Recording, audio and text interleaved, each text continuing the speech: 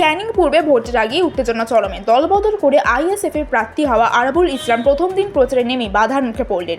সোমবার রাতে চন্দনেশ্বর বাজরা তার নেতৃত্বে প্রচার মিছিলে হামলার অভিযোগ উঠেছে। আইএসএফের দাবি তৃণমূলের ঘনিষ্ঠদের তরফেই আক্রমণ করা হয়। পরিস্থিতি দ্রুত উত্তপ্ত হয়ে ওঠে বাদানুবাদ গড়ায় মাঠ ধরে।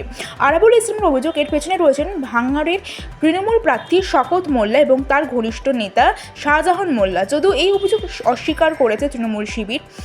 ঘটনার পর এলাকায় চাঞ্চল্য ছড়িয়েছে। পুলিশ এসে পরিস্থিতি নিয়ন্ত্রণে আনে। 2 আইএসএফ কর্মীকে আটক করা হলেও পরে ছেড়ে দেওয়া হয়েছে বলেও জানা গেছে। ভোটের আগে এই ঘটনা ঘিরে রাজনৈতিক চাপান্তর আরও বাড়ল ক্যানিং পূর্বে। টেক্সাসে ভয়াবহ বিস্ফোরণ, আতঙ্কে স্থানীয় বাসিন্দারা। একটি তেল সংশোধনাগারে আচমকা বিস্ফোরণে কেঁপে ওঠে গোটা এলাকা। বিস্ফোরণের তীব্রতা আশেপাশের ঘরবাড়ির কাজ ভেঙে যায়, আকাশ ঢেকে যায় ঘন কালো ধোঁয়ায়। দমকল সূত্রে খবর, আগুন দ্রুত ছড়িয়ে পড়লেও নিয়ন্ত্রণে আনার চেষ্টা চলছে জোর কদমে। এখনও পর্যন্ত বিস্ফোরণের সঠিক কারণ জানা যায়নি। হতাহতের কোনো নিশ্চিন্তের খবরও মেলেনি।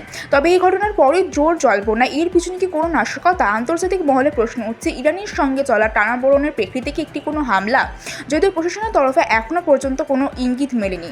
তদন্ত শুরু হয়েছে, সব দিক খতিয়ে দেখা হচ্ছে। আপাতত আতঙ্কে টেক্সাসের স্থানীয়রা, নজর গোটা বিশ্বের। আমেরিকা ইরান সংঘাতের নতুন মোড়, মধ্যস্থতায় নামছে পাকিস্তান। যুদ্ধ থামাতে কূটনৈতিক তৎপরতা শুরু করছে জোর কদমে। সূত্রের খবর, মার্কিন প্রেসিডেন্ট ডোনাল্ড ট্রাম্পের সঙ্গে ফোনে কথা বলেছেন পাকিস্তানের সেনাপ্রধান আসিম মুনির। একই সঙ্গে ইরানের প্রেসিডেন্ট মাসুদ পেজেশকিয়ানের সঙ্গে আলোচনা করেছেন পাক প্রধানমন্ত্রী শাহবাজ শরীফ। পরিস্থিতি সামাল দিতে ইসলামাবাদে শীঘ্রই বসতে পারে একটি গুরুত্বপূর্ণ শান্তি বৈঠক। সেখানে আমেরিকা এবং ইরানের প্রতিনিধিরা মুখোমুখি হতে পারেন বলেও খবর। শুধু পাকিস্তানই নয়, মধ্যস্থতা প্রক্রিয়ায় এগিয়ে আসে তুরস্ক এবং মিশরও। সব মিলিয়ে যুদ্ধের আবহে শান্তির পথ খুঁজতে আন্তর্জাতিক স্তরে জোর কূটনৈতিক তৎপরতা শুরু হয়েছে।